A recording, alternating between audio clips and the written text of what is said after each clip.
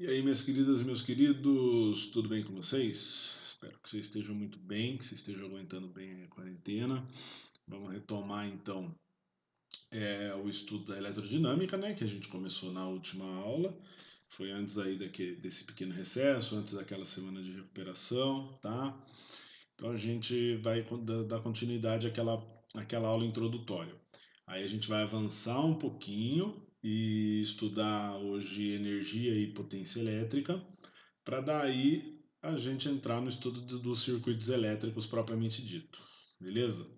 Então tem uma parte daquela aula introdutória da eletrodinâmica, né, que ficou para essa aula de hoje, tá? Eu tinha um plano de ter colocado na semana subsequente daquela semana que eu postei a aula 7, mas não deu certo porque eu vi que ia complicar muito o lance da semana de recuperação. Enfim, teve bastante coisa que acabou acumulando, né, para aquela semana de recuperação, então eu acabei deixando para tratar depois. É uma coisa bem simples, que é essa segunda lei de Ohm. A primeira lei de Ohm, só para a gente lembrar, é a relação entre as grandezas mais fundamentais da eletrodinâmica, né? A DDP, corrente e a resistência, U igual a RI, beleza? Que nós vimos que quando o resistor é ôhmico, né? Na maioria das vezes nós temos equipamentos que têm uma faixa de DDP para a qual ele é ôhmico, ou seja, sua resistência é constante. O gráfico da DDP pela corrente vai ser uma reta inclinada, certo? Muito bem. Mas do que depende a resistência? Porque quando a gente compara, por exemplo, condutores diferentes, um condutor de cobre, um condutor de prata, um condutor de platina, um condutor de ouro, né? Por que os conectores da memória ou do meu computador ou os conectores do meu fone de ouvido, eles são banhados a ouro e é mais caro, professor? O que muda isso, né? É, então, basicamente, tem uma característica dos resistores que depende do material do qual ele é composto, né? Que é a chamada resistividade, aqui na equação representada pela letra Rho, beleza? Tá? Da segunda lei de Ohm. E a resistência vai depender dele, certo? Quando a gente compara condutores feitos de materiais diferentes, eles apresentarão resistividades diferentes, beleza? Muito bem. Do que a resistência depende também, além da resistividade? Depende do formato, né, desse condutor. Quando eu falo formato, depende das características físicas, né, desse condutor. Então, o fio tem um determinado comprimento e o fio tem uma determinada espessura. A espessura a gente representa pela área de seção. Lembra aquela área que, quando você corta, você consegue olhar o formato dela. Beleza? Então, quanto maior o comprimento do fio, o que vai acontecer? Maior vai ser a resistência dele. Por quê? Se eu aumento a resistência do fio, dá uma olhada na simulaçãozinha ali, eu tenho cada vez mais núcleos atômicos que servirão de obstáculos para a passagem da corrente aqui. Lembra que eu falei lá do exemplo lá da 25 de março? Pensa que é o comprimento da 25 de março que você vai ter que cruzar com aquele monte de gente lá, certo? Então, quanto mais longe tiver a loja que você tem que chegar, né, mais gente vai ter na sua frente para você desviar. Entendeu? Então é mais ou menos essa ideia. Quanto maior o comprimento, maior a resistência, certo? Muito bem. E quanto maior a área de seção, veja o que acontece com a resistência. Ela vai ficando menor. A resistência elétrica ela é inversamente proporcional à área de seção do fio. Por que isso daí? Né? É porque você tem um distanciamento maior. Quanto maior for a área, você vai ter um distanciamento maior entre os átomos. Não que a distância entre um átomo e o outro na ligação lá na rede cristalina, né, vai ficar maior. É que se você comparar o tamanho do átomo com a distância que cada átomo está um do outro, certo? Essa distância é muito, muito, muito maior do que o tamanho do átomo. Então, quanto maior for a espessura do fio, você terá, digamos, não quero dizer um caminho livre, mas um espaço onde há uma probabilidade menor de ter uma interação enquanto o elétron está passando ali. beleza? Então, quanto maior a espessura do fio, menor é a resistência dele, e quanto maior é o comprimento, maior vai ser a resistência dele, certo? Quanto maior a espessura, menor a resistência, quanto maior o comprimento, maior a resistência. Beleza? Tá? E a resistividade, obviamente, muda de um elemento para outro, tá? O ouro vai ter um, a prata vai ter um, o cobre vai ter outro valor. Beleza? Então, Rho é a resistividade elétrica, a unidade de medida é o ohm metro no sistema internacional. Se nessa expressão aqui da segunda lei nós isolarmos a resistividade, vai ficar resistência vezes área dividido por comprimento, certo? E aí, se a gente fizer uma análise dimensional, a resistência é medida em ohm, a área metro quadrado e o comprimento em metro. Aí eu tenho metro quadrado dividido por metro, dá metro. Então quer dizer que a unidade da resistividade é ohm metro. Ohm vezes metro. Não falar ohm por metro que está errado, beleza, gente? Só tomar cuidado com isso daí, é muito comum. A gente vai ter um exemplo desse tipo de erro na leitura da unidade de medida que acontece muito mais, com muito mais costume, com muito mais frequência, digamos assim, porque trata de uma coisa que está muito presente no nosso cotidiano. Vocês viram? O A é a área de seção, né? É medida em metros quadrados no sistema internacional. Obviamente, como a gente está falando de fio, é muito comum aparecer essa área em milímetro quadrado, tá? E cada milímetro quadrado equivale a 10 a menos 6 metros quadrados. Esse tipo de transformação é importante a gente saber, beleza? Depois eu mostro para você na resolução do exercício como chegar nela, né?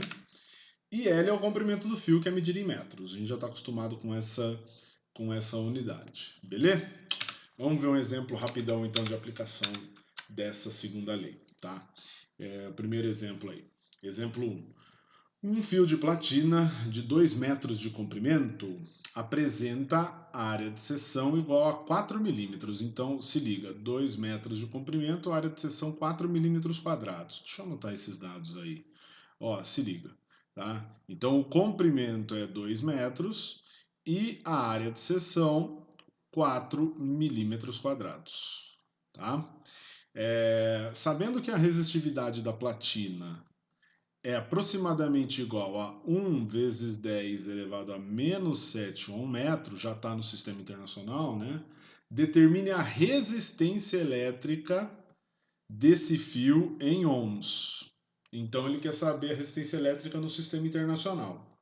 Beleza? Muito bem, então antes de aplicar a lei e sair fazendo a conta, a única coisa que a gente tem que fazer é transformar aquela área que não está no sistema internacional, tá? Em milímetro quadrado, tá? Se liga, sempre que você tiver a unidade de medida que é elevada ao quadrado ou ao cubo, acontece muito, né, nos volumes aí também.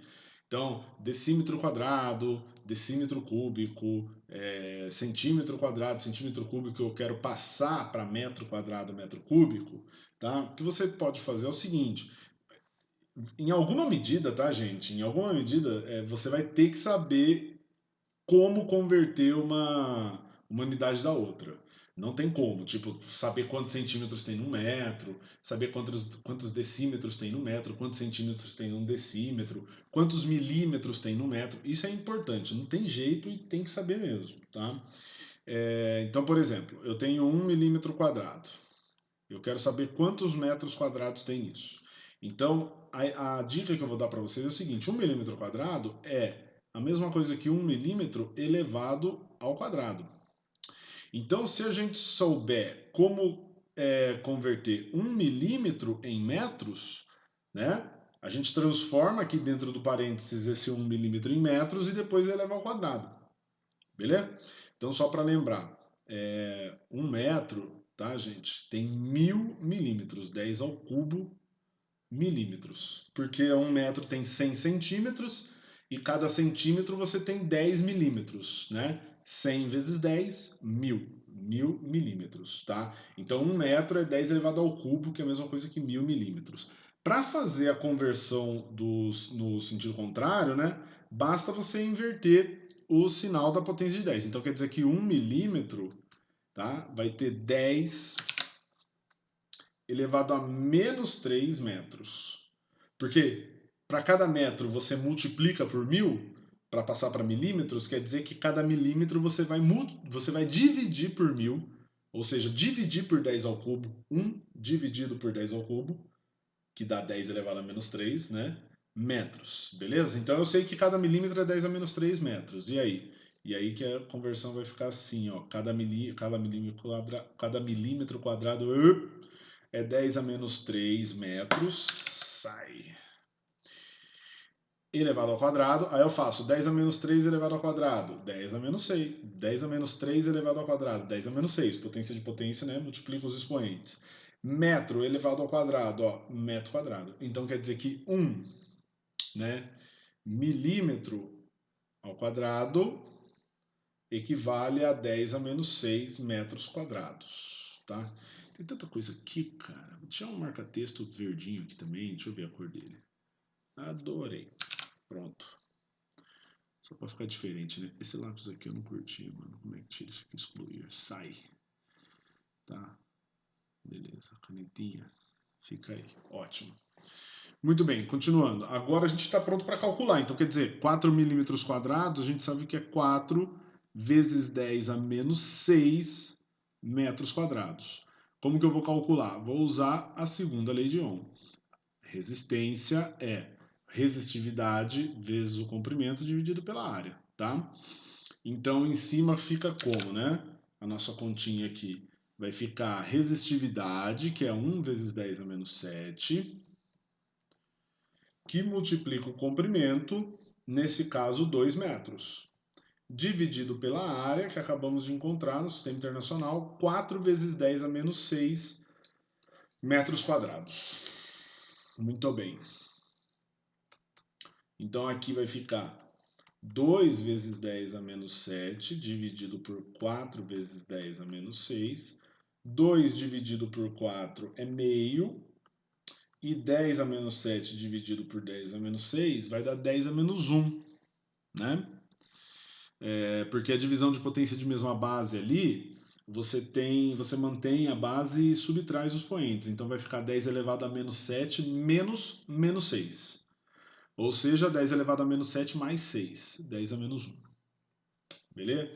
A resistência em notação científica ficaria 5 vezes 10 a menos 2 ohm. Ou podemos também representá-la simplesmente como... Vou colocar vermelhinho aqui para ficar melhor, mais destacado. Resistência igual a 5, sai, mano. Acabei de escrever assim. 0,05 ohm. Beleza? Essa é a resistência do fio. Muito bem. Vamos voltar lá para a nossa aula e falar sobre potência e energia elétrica. Então, só para relembrar, potência. O que é potência? Né? Potência nada mais é do que a taxa de transformação de energia. Por que ela é muito importante no estudo da elerodinâmica? Porque quando a gente fala em corrente elétrica, DDP, né, voltagem, diferença de potencial, é, tensão elétrica, tudo isso está relacionado com o nosso cotidiano na forma de consumo de energia elétrica. A gente consome a energia elétrica, mas a gente nunca consome energia elétrica no formato elétrico puramente. A gente não usa a energia no seu formato elétrico diretamente. Então, a gente usa o quê? A luz que está saindo do computador, a luz que está saindo da lâmpada que está acesa aqui me iluminando, certo? A energia elétrica que está dando energia para o meu computador aqui, certo? No caso você está ouvindo essa aula aí, a energia elétrica está sendo transformada em som, né? Se tiver muito frio, eu não sei, acho que é pouca casa que tem aquecedor. Você está usando um aquecedor, tem uma energia elétrica sendo transformada em calor aí, né? Então, por isso que a potência ela tem um papel importantíssimo no entendimento de como a gente usa energia elétrica no cotidiano, tá? Porque a energia elétrica está sempre sendo transformada em outro tipo. A potência é a taxa com que essa energia é transformada, tá? Toda taxa de variação na física é um estudo de como essa grandeza varia no tempo, certo? Então, por exemplo, velocidade, só para lembrar. Taxa de variação da posição é o quão rápido a posição de um corpo varia. A aceleração é a taxa de variação da velocidade. e a potência, taxa de variação da energia. Então, como eu disse, né, energia elétrica a gente usa em energia elétrica a gente usa como energia térmica, né? Energia térmica, outros exemplos mais ligados ao nosso cotidiano: ferro elétrico, uma torradeira, é, chuveiro, né? Você tem a transformação da energia elétrica em térmica. A energia elétrica pode ser transformada em energia mecânica, então motores em geral. Então daqui a pouco eu vou ligar a maquininha lá de cortar cabelo para manter certo o cabelo raspado, a barba, tudo certinho. A energia elétrica está sendo transformada em energia mecânica, nas lâminas que estão se movendo ali. A energia elétrica é transformada em luz e som, que eu já comentei com vocês. Quando a gente está assistindo um vídeo no YouTube, assistindo um vídeo seja no celular, no computador, onde for, a energia elétrica está sendo transformada nesses tipos aí. Então, toda a taxa de transformação, como eu falei para vocês, é um estudo relacionando a grandeza que está variando no tempo. Então, nesse caso, a energia. Então, a potência, algebricamente, é definida pela razão da energia que é consumida, que é transformada, de forma mais geral, pela unidade de tempo, né, pelo tempo que acontece essa transformação. Então, no caso da energia elétrica, seria o tempo de uso do equipamento, entendeu? Então, tem uma lâmpada que fica lá ligada durante 8 horas no dia. Ela consome uma determinada energia nessas 8 horas aí. Se você pegar essa energia e dividir por esse tempo de 8 horas, você tem a potência, entendeu? Essa forma como eu narrei, né, a descrição do funcionamento da lâmpada não é algo usual, por quê? Porque no cotidiano a gente está acostumado a conhecer a potência, né? Certo? Dos equipamentos elétricos e dos equipamentos eletrônicos, tá? A gente se organizou assim, né? Porque o conhecimento da potência do equipamento elétrico facilita muito na hora de fazer previsões com respeito ao quanto de energia que aquele equipamento vai consumir. E outra coisa mais importante ainda é comparar a potência desses equipamentos, né? Por exemplo, se você quiser obter uma economia maior de energia, né? Certo? Então, potência, como é energia dividida pelo tempo, no sistema internacional, energia é medida em joules e o tempo em segundos. Então, a unidade de tempo fica, a unidade de potência fica joules por segundos. É para essa unidade que a gente dá o nome de watts, né? Só para lembrar. Isso é uma coisa que a gente vê lá no primeiro ano, eu estou mais revisando com vocês. Tá? Então, cada watt quer dizer que é 1 joule a cada segundo. Tá? Vou dar um exemplo de interpretação desse ponto de vista. Você tem uma lâmpada de 40 watts. Tá? O que isso quer dizer? Quer dizer que a cada segundo, essa lâmpada vai consumir uma energia de 40 joules, uma energia elétrica de 40 joules. E vai tentar transformar em luz. Quando eu falo tentar transformar, é porque ela não transforma toda essa energia em luz, né? A gente sabe que a lâmpada tem uma certa eficiência, ok? Tem uma parte da energia que é perdida, principalmente quando a gente está falando em lâmpadas incandescentes, tá? Que está cada dia mais sendo substituídas pelas lâmpadas de LED. Acho que, na verdade, já foi completamente é, substituída em usos mais de iluminação mesmo, não tanto de decoração, que eu acho que agora meio que está na modinha aí, né, da decoração, usar lâmpadas incandescentes, tá? Mas enfim, não sei porque eu tô falando isso, modinha de decoração. Acho que é por causa do apelo lá que eu tô vendo. Mas enfim. Então, no circuito elétrico, a energia é transmitida pelo trabalho na força elétrica. Vamos falar um pouco sobre a potência agora, só retomando, em termos da eletrodinâmica, porque essa expressão da potência que eu estou comentando com vocês até o momento aqui, né, ela é uma expressão genérica, então serve para a gente estudar potência mecânica, potência térmica, potência elétrica, mas e quando a gente está falando da potência elétrica em específico? Quer dizer, num circuito, eu não vou falar de energia, não vou falar de tempo. né? Num circuito, eu quero saber, quando eu vou ligar alguma coisa, eu quero saber qual é a DDP na qual eu estou ligando aquele equipamento, certo? E associado a DDP, o que nós temos? Corrente elétrica, resistência elétrica, que eram aquelas grandezas que a gente estudou na aula introdutória, né, de eletrodinâmica. Muito bem. Então, quando a gente faz essa transformação da energia, quando o equipamento faz essa transformação da energia elétrica para térmica, mecânica, luz e som, a gente tem que lembrar, tentar imaginar o que é de fato essa energia elétrica, o que está acontecendo no circuito, né? Quem que carrega, quem que porta essa energia elétrica e transmite? Porque, vamos falar a verdade, o grande trunfo da energia elétrica, tá, é a forma como ela é transmitida, a facilidade e a rapidez com que ela é transmitida pelo campo elétrico. Lembra que a gente discutiu isso, né? O fato de você apertar o interruptor da lâmpada e as lâmpadas já acenderem, tá?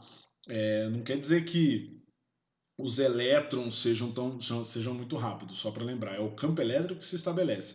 Ainda assim, você tem é, o movimento sendo transmitido pelo campo elétrico até os elétrons, tá? Então os elétrons são acelerados, eles têm movimento, ou seja, energia cinética, tá? Da onde que vem essa energia cinética? É o campo elétrico que está realizando um trabalho sobre eles, tá? Por isso que nós sabemos que a energia elétrica nada mais é do que o trabalho da força elétrica, que está sendo realizado sobre os elétrons. Depois, o movimento dos elétrons, quando eles passam pelo equipamento que está ligado, por exemplo, na lâmpada, aquela energia de movimento dos elétrons é transformada novamente em luz, calor, que seja. Tá? Beleza? Então vamos lá. Então, se potência é energia dividido pelo tempo, eu vou substituir essa energia pelo trabalho da força elétrica. Então vai ficar Q vezes U dividido por ΔT. Aí eu vou rearranjar essa expressão da seguinte forma: eu coloco U, que é a DDP, que multiplica carga dividida pelo tempo. E aí, carga dividida pelo tempo é uma outra taxa, que é o que? A taxa de passagem da carga elétrica. Tá? Lembra do que é definido como taxa de passagem da carga elétrica? Corrente elétrica. Né? Então, potência em função das grandezas da eletrodinâmica é calculada como DDP vezes corrente. Quer dizer que a potência é diretamente proporcional a DDP e diretamente proporcional à corrente elétrica que está passando pelo equipamento. Beleza? Tá? Então aqui a gente já começa a explorar um pouco melhor o que acontece com o equipamento do ponto de vista da potência quando a gente liga em DDPs diferentes. Todo mundo já ouviu falar, provavelmente, em algum ponto da vida, que não pode ligar tal negócio em 220, senão queima. Né? Cuidado ao ligar nessa tomada aí, porque essa tomada é 220. Você tem que ver se o equipamento ele tem as suas informações ali nas suas informações, nos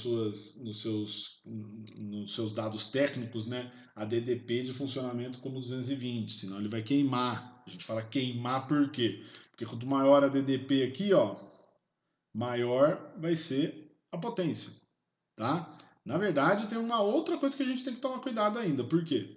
A DDP a gente sabe que é diretamente, a corrente e a DDP são diretamente proporcionais. Então, quanto maior a DDP, maior a corrente. Quer dizer que a corrente aumenta também quando você aumenta a DDP. Então, aumenta mais ainda a potência. Então, a energia que está sendo transformada vai ser muito, muito, muito maior se você ligar numa DDP maior. Né? Por isso que a gente fala que tem um risco de queimar. Beleza?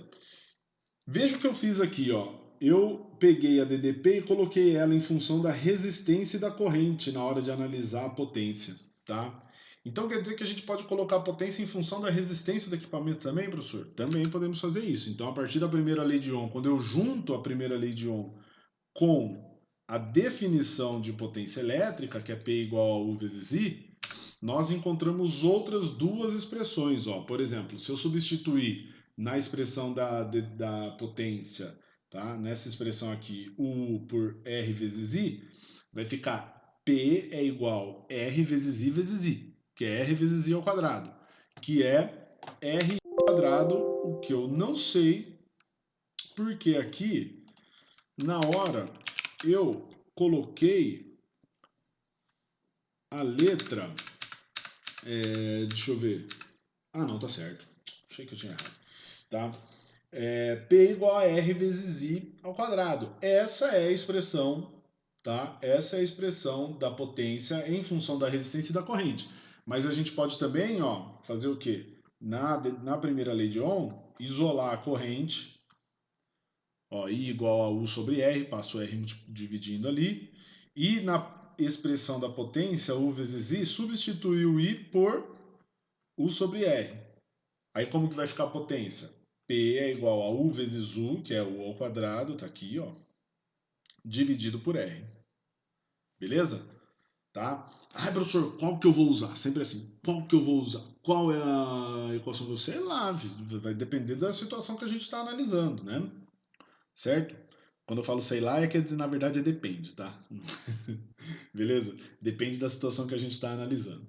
Ok? Vamos lá então, vamos ver alguns exemplos de potência aqui, tá?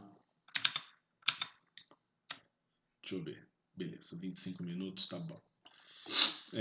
Exemplo 2. Qual é a intensidade da corrente elétrica que atravessa o filamento de uma lâmpada de incandescência de 120 volts e 60 watts? O que é isso? 120 volts e 60 watts. Essas são as especificações, né? São os dados nominais. Quer dizer que para que a potência dessa lâmpada seja 60 watts, ela tem que ser ligada a uma fonte de 120 volts, certo? Então o cara está perguntando para mim qual é a intensidade da corrente que passa por ela. E depois ele pergunta qual é a resistência do filamento dessa lâmpada. Tá? Então, a partir da potência da DDP, eu preciso encontrar dois dados, a corrente e a resistência. Essa é uma questão bem simples, né? Só de aplicação direta da definição, para a gente fixar bem a definição da potência elétrica, definição algébrica. P igual a U vezes I. Então, como eu sei que a potência é 60 watts, quando a DDP vale 120 volts, o que vai acontecer? Para calcular, para isolar a corrente aqui, eu vou passar os 120 dividindo no outro lado. E aí, 6 dividido por 12, a corrente vale meio ampere. Essa é a resposta da primeira parte da questão, né?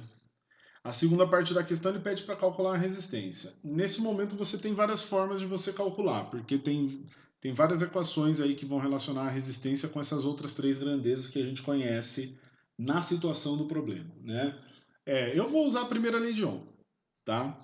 Eu costumo dizer que com a primeira lei de Ohm, tá? Com a primeira lei de Ohm e a definição da potência elétrica, você resolve todos os problemas envolvendo potência e energia elétrica, tá? Porque se você precisar escrever a potência em função da DDP e da resistência, você tem como a partir dessas duas equações. Na verdade, é como se utilizasse, você fizesse novamente aquela dedução que eu mostrei antes desse exercício, antes de chegar nesse exercício, quando eu mostrei aquelas duas equações a mais para a potência, né? É, é melhor você memorizar duas equações e uma delas sendo a primeira lei de Ohm, que, vamos falar a verdade, é extremamente importante para o estudo da eletrodinâmica, tá? Ou seja, você já tem outras formas de reforçar a memorização dessa equação, tá? É melhor você memorizar uma fácil e uma outra que é a da potência do que acabar memorizando três equações a mais além da primeira lei de Ohm, né? Muito bem. Então o que eu vou fazer aqui? Eu sei que a DDP é 120 volts, eu sei que a corrente é meio ampere, então 120 é igual a R vezes meio. Para isolar a resistência eu passo meio dividindo, vai ficar 120 dividido por meio, tá? Dividir por meio é a mesma coisa que multiplicar por 2. Então a resistência desse filamento da lâmpada incandescente aí é 240 ohms. Beleza? Tranquilão, né? Muito bem. Vamos já fazer o exercício 3, que é um exemplo um pouquinho mais complicado de potência, mas que é muito, muito, muito interessante porque tem várias situações que são semelhantes a essa apresentada pelo problema aí, tá? Bora lá. Ele diz assim, ó, observe a tabela seguinte. Ela traz especificações técnicas constantes no manual de instruções fornecido pelo fabricante de uma torneira elétrica. Considerando que o modelo de maior potência da versão 220 volts da torneira foi inadvertidamente conectado a uma rede de tensão nominal de 127 volts e que o aparelho está configurado para trabalhar em sua máxima potência, qual o valor da potência ao ligar a torneira? Então é assim, tem duas frases só esse enunciado, e na frase que ele pergunta, né? Ele faz a pergunta que a gente tem que resolver aí, apresenta o problema, tem um monte de informação. Então vamos tomar cuidado na hora de interpretar. Primeiro, o que ele está fazendo? Ele tem uma torneira que foi construída para funcionar a 220 volts. Só que ele vai ligar numa fonte em que a tensão é de 127. Então a DDP vai ser menor, tá? A DDP vai ser menor do que aquela esperada. Então, o que você pode já esperar? Que a potência que essa torneira vai desenvolver não é a mesma, tá? Não é a mesma. Mas aí, nesse caso, não tem um perigo de queimar o produto ou um perigo de causar algum incêndio, alguma coisa do tipo. Por quê? Porque você está ligando numa DDP menor. Lembra que eu falei que a potência é diretamente proporcional à DDP, né? Então, se a DDP vai ser menor, na qual você vai ligar o equipamento, a potência desenvolvida por ela vai ser menor também. Então, não vai esquentar tanto a água. Essa que é a ideia. Esse que é o lance, tá? Ou nem chega a esquentar, dependendo do funcionamento da torneira aí. Beleza? Muito bem. Então, como que a gente começa? Bom, se eu vou pegar uma torneira que é para funcionar em 220 e na configuração dela, tá? Quando ela está a 220 na função mais quente, né, na potência máxima, olha a potência que ela tem que desenvolver.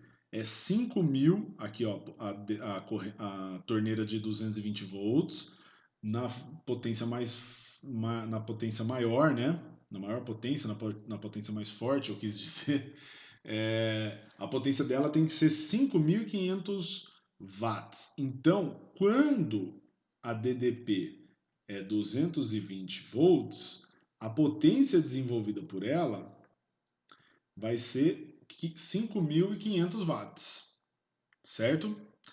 E aí, que ele vai, que ele propõe aqui, né? Que essa torneira de 220 volts não seja ligada a uma DDP de 220, ela seja ligada a uma DDP de 127.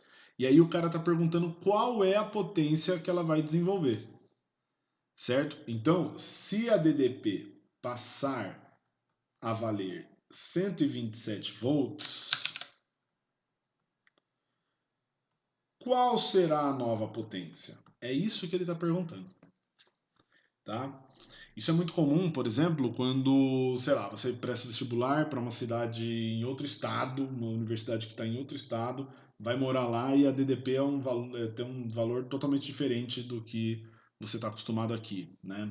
A potência do equipamento que você vai utilizar lá vai ser diferente também, beleza? E aí, como que faz para a gente resolver? Então, o que a gente não pode fazer, na verdade, e vocês vão ver que automaticamente vai aparecer aqui, é usar essa expressão para potência, por quê? Se liga. Quando a DDP muda, que nós sabemos? A corrente vai mudar também, certo? E se eu usar essa expressão, então quer dizer que eu tenho duas variáveis aqui, tanto a DDP quanto a corrente. Como é que eu vou controlar isso? Né? Eu calculo a corrente antes, calculo a corrente depois, vai dar um maior trabalho.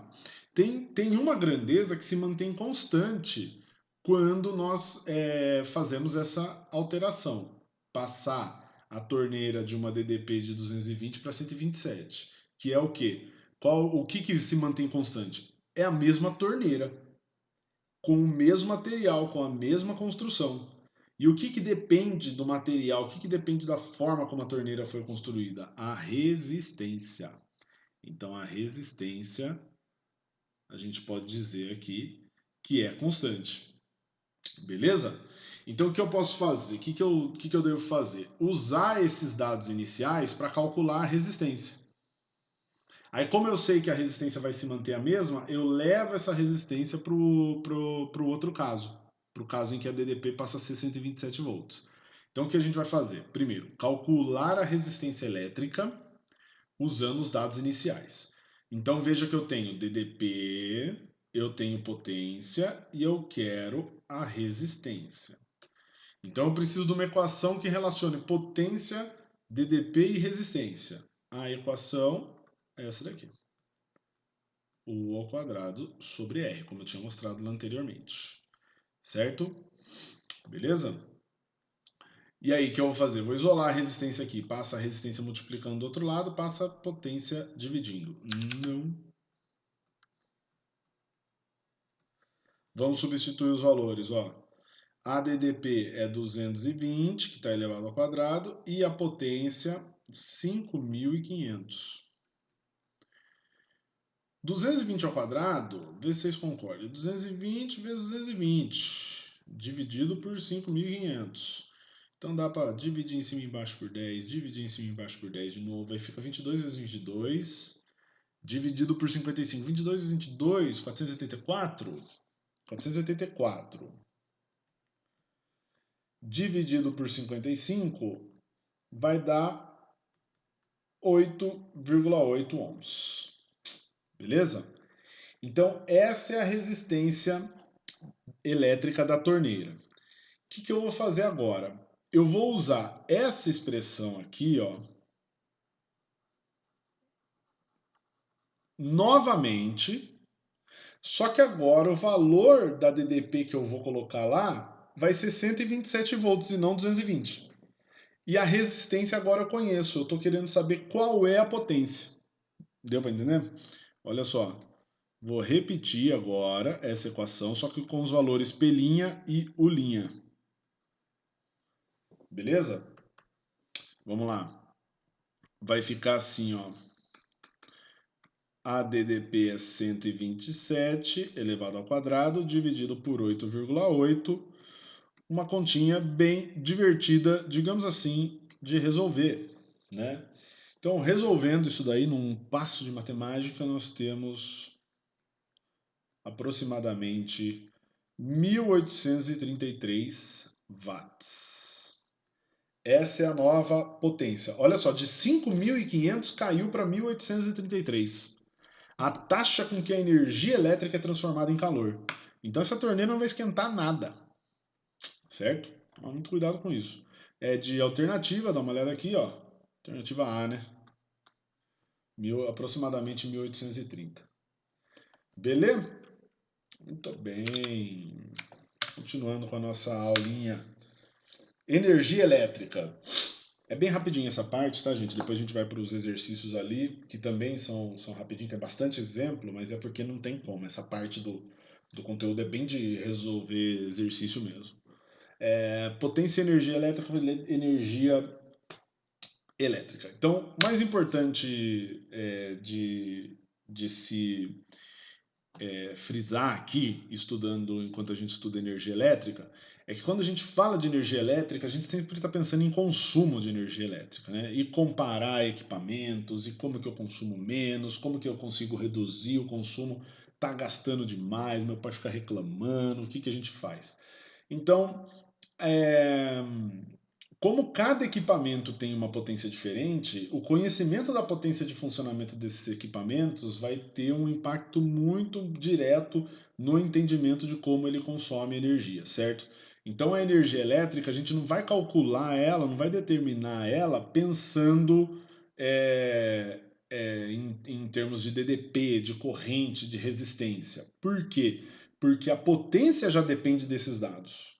Certo? Então, se eu fosse calcular a corrente, a energia, perdão, é, a energia em função desses dados, ia dar muito, muito trabalho. Se eu conheço a potência elétrica do equipamento, fica muito simples, porque basta eu pegar, como eu apresentei na equação aqui, ó, a definição de potência elétrica e isolar a energia, que eu tenho o seguinte: a energia elétrica ela é diretamente proporcional à potência e diretamente proporcional ao tempo de uso, certo? Que é uma coisa completamente intuitiva, né? Quanto maior a potência, mais energia consome. E quanto mais tempo você deixar ligado esse equipamento, mais energia vai consumir também. Beleza? Então, a energia elétrica a gente determina dessa forma, beleza? Se você tiver que calcular o quanto de energia vai ser consumido, vai ser assim que a gente vai usar, tá? A energia é diretamente proporcional à potência do equipamento ao seu tempo de uso, tá bom? E aí, se a gente usar as unidades do sistema internacional, a energia fica em joules, né? Isso quer dizer que a potência vai estar em watts, que é uma unidade para muitos equipamentos que a gente usa no cotidiano, acho que é suficiente. E o tempo de uso tem que estar em segundos. É aí que entra uma certa incompatibilidade com o uso do joule como unidade de medida para energia elétrica. Não quer dizer que está errado, tá, gente, que eu estou falando. Eu estou falando uma incompatibilidade do uso cotidiano, ou seja, da gente usar o joule para entender como que a energia é consumida e quantizar essa energia que é consumida. Por que eu estou falando que é incompatível? Porque fale para mim qual é o equipamento elétrico, é o equipamento eletrônico que a gente usa durante segundos. Que o tempo de uso dele a gente pode reduzir a segundos, tá? É muito difícil, certo? Então, assim, lâmpadas. As lâmpadas ficam ligadas. Se você pegar um dia, são várias horas que você utiliza. TV, computador. Eu acho que nessa realidade da pandemia a gente não precisa nem frisar isso daí, né? Então, é, a unidade que a gente utiliza no cotidiano para exemplificar, para descrever a energia elétrica consumida é o quilowatt-hora. Então é quando a potência está em quilowatts e o tempo em horas. Ou você faz essa conversão. Por que é feito isso? Tá? Uma outra razão que eu acho que vai deixar bem claro para vocês. Como que a gente se organiza na hora de quantizar o consumo de energia elétrica de uma residência, por exemplo? Tá? É feito um levantamento, né, uma medida do quanto a residência consome por mês, certo? Então é um tempo muito grande. Se você utilizar a unidade de segundo na hora de calcular a potência, o número vai dar um número gigantesco, vai dar um número enorme. Então imagine você abrindo a sua conta, né, ou seus familiares abrindo a conta de energia elétrica para pagar, aí está escrito lá assim, ó, esse mês, janeiro, você consumiu 7,34 vezes 10 elevado à sétima de energia elétrica. Agora a gente vai comparar. Deixa eu comparar com o mês passado, na qual eu consumi 9,87 vezes 10 a sexta. Deixa eu, quanto a mais. Mano, é insano, certo? Ficar fazendo esse tipo de comparação. Esse é um outro motivo pelo qual a gente usa quilowatt-hora, né?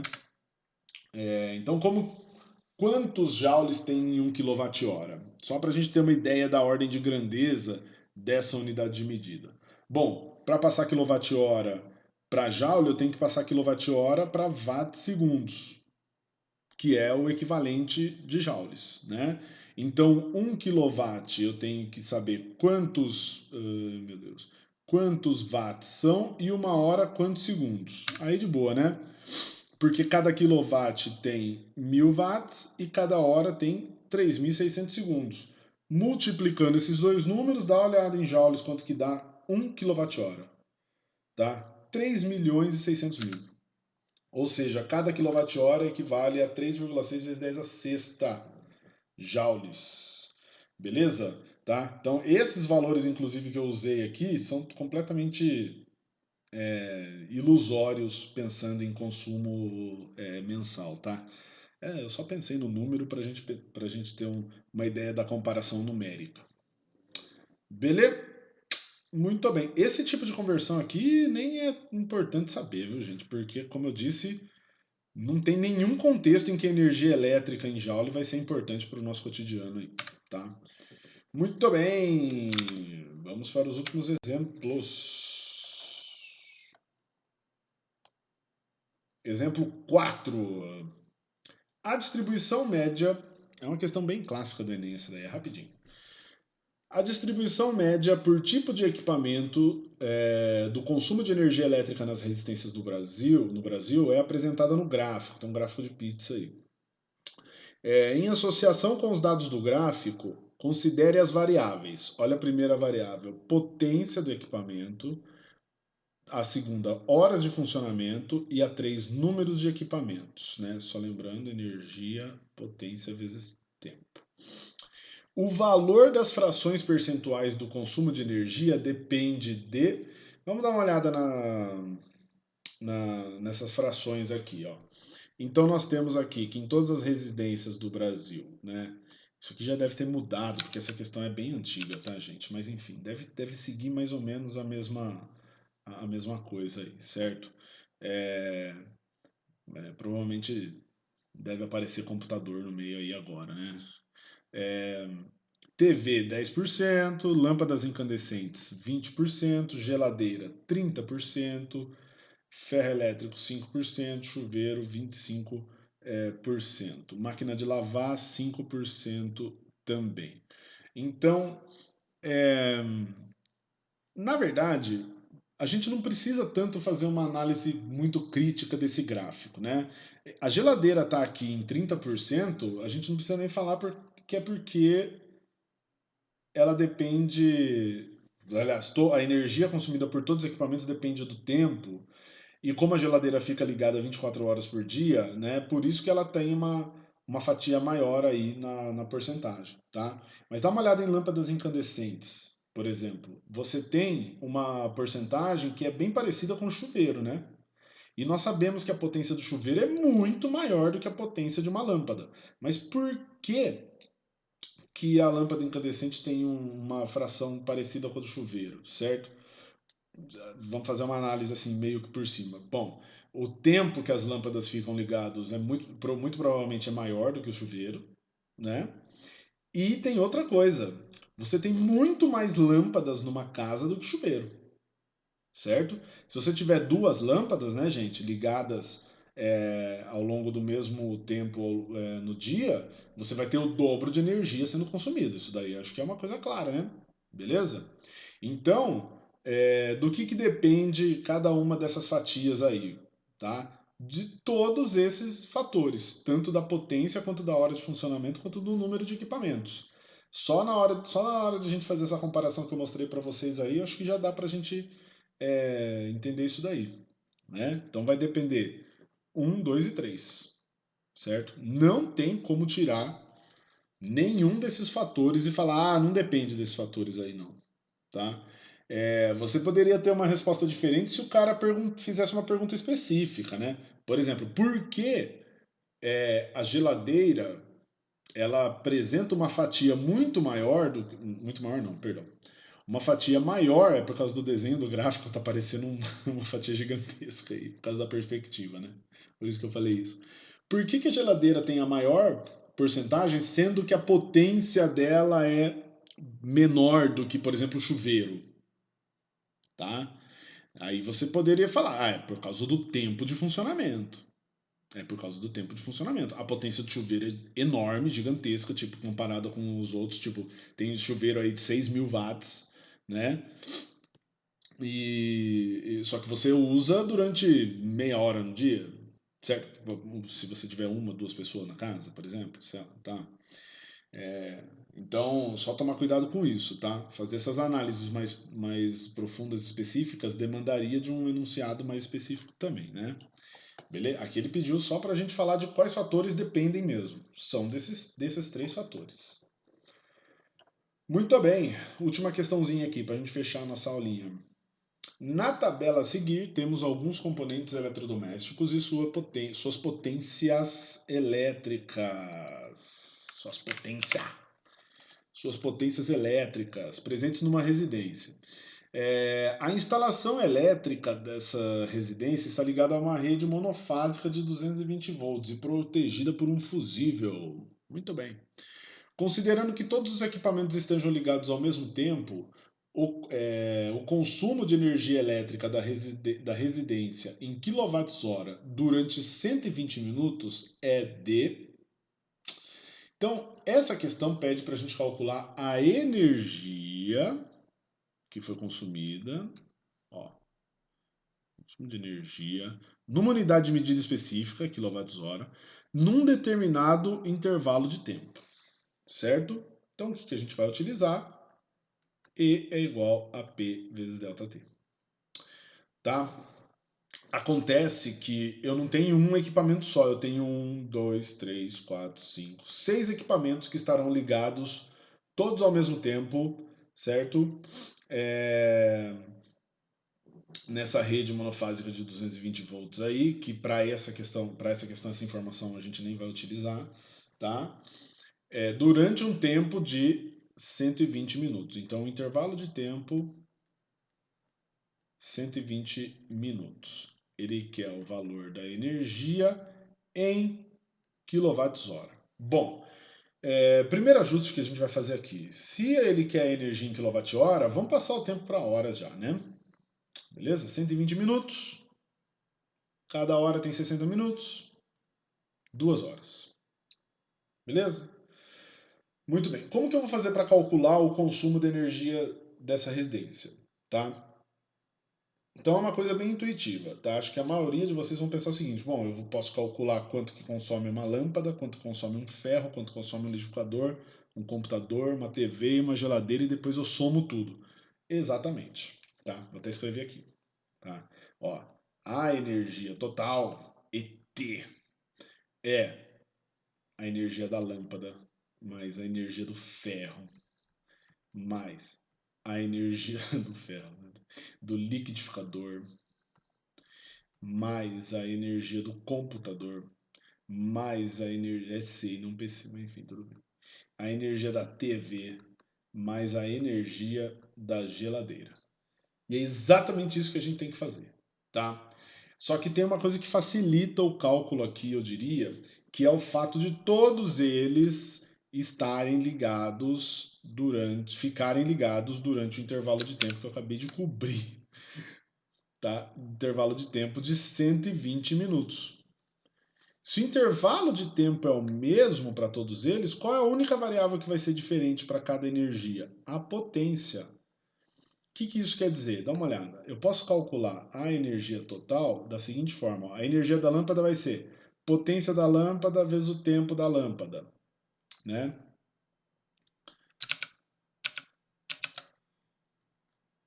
A energia do ferro é potência do ferro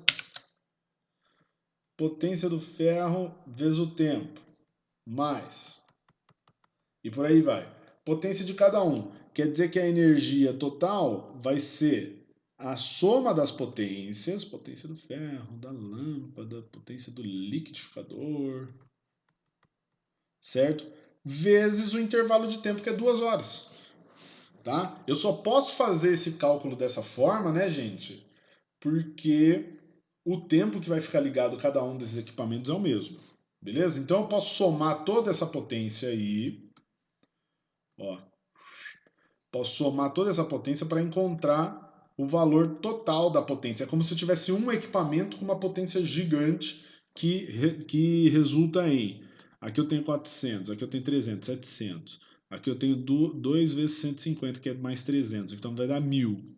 1300, 1420. 1420 watts. Essa é a potência total. Então eu posso chamar isso aqui de potência total, PT. Agora ficou complicado a aula.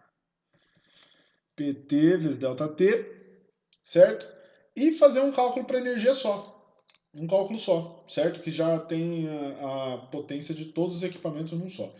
Eu só posso fazer isso porque o tempo de funcionamento de cada um deles é o mesmo, 2 horas, tá? Então tem muitas questões que podem aparecer em tarefas semanais e quinzenais e por aí vai. Meu Deus do céu, deu errado isso aqui, bicho. Enfim, eu ia fazer um malabarismo que vocês já conhecem da nossa aula presencial. Tem muitas questões desse tipo que tem na tabelinha o aparelho, a potência e tem tipo tempo de uso diário. Entendeu? Aí a lâmpada vai estar lá 8 horas, o ferro vai estar lá 1 hora, o liquidificador 15 minutos, o computador 10 horas. a TV 3 horas, geladeira 24 horas. Entendeu? Aí não tem escapatória. Se o tempo de uso de cada um dos equipamentos for diferente, você tem que calcular a energia separadamente para cada um deles e depois somar. Beleza?